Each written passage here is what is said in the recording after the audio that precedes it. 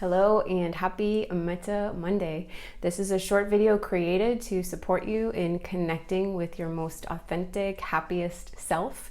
And today I'm talking about emotion and the science of emotion. I have been researching for the final pieces of my book, Faith Underwater, which is sort of a user's manual for when shit hits the fan. And this book should be ready at the end of April. And I've been calling upon a lot of different resources. My hope is that this becomes a guide for further research and study and self-study and healing. And so my wish for my book is to be a jumping off point for you in a lot of different directions, because everybody needs a slightly different direction.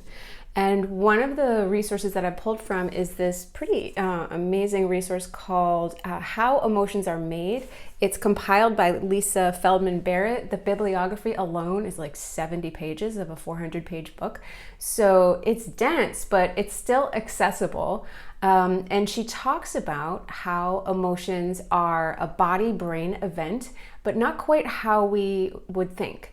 The brain in general is looking to interpret meaning. This is sort of the synopsis of what she's saying.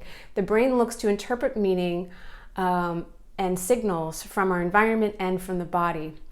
So emotions are felt in the body, but the brain, based on the context around us, interprets these sensations in the body as different kinds of emotions, and just creates these neural networks that fire together based on whatever meaning we've assigned to them.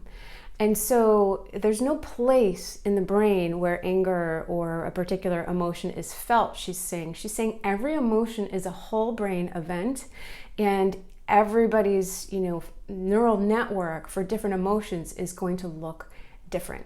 And so we start out with this like blank hardware of a brain when we're born, and everybody's software that gets put in, the firing and the wiring that happens together of these neurons with these emotions and meanings based on our experience, everybody's is going to look a little bit different.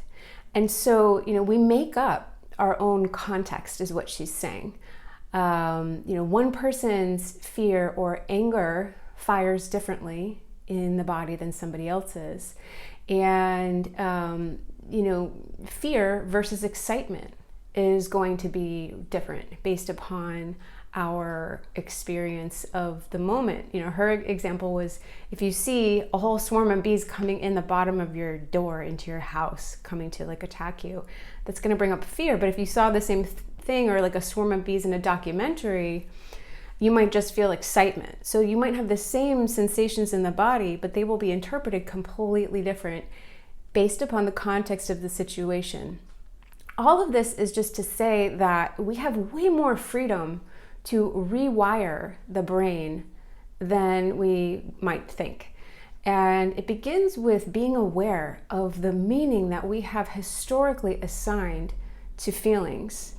It starts with meditation and mindfulness throughout the day to study what is our relationship to these emotions. So, for example, if I were to have a story that when I feel angry, I have to react, I have to respond immediately, and that's my story. If I become aware that that's my story, then I can actually change the situation. The next time anger comes up, I hear the story, I have to react, but I don't respond to that story.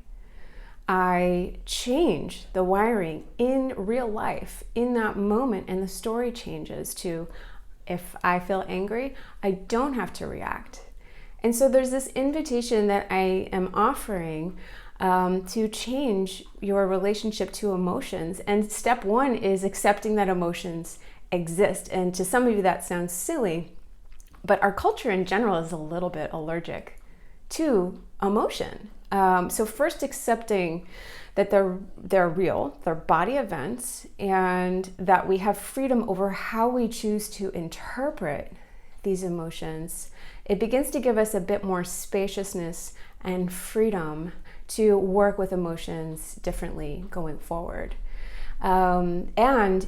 Accepting that emotions are here is really a powerful and healthy practice. There's actually research just in an article that came out last month, I shared it on Facebook, that when we stuff our emotions, they studied people in grief, and the people who were, not processing, not allowing their emotions, they actually developed inflammation in the body. So there were biochemical markers for inflammation that increased only in the people who were stuffing their emotions down. So emotions are energy, and they just need to move through. Emotion, energy in motion is how emotions are sometimes referred to. And, if we're allowing them through and noticing the story that we assign to them without believing the story, it's a much healthier way to be. So allowing, witnessing, noticing the story, all of these things allow us to change and rewire our relationship to emotions and to how our brain interprets our emotions. So, when any anger or fear or frustration or anything else comes up, it changes from I have to believe this to I can handle this. And that's the freedom that is my wish for you. And I think that concludes my Metta Monday today. If you have questions or requests for additional content, I am always open to suggestions, and I hope you have a beautiful and skillful day. Thanks.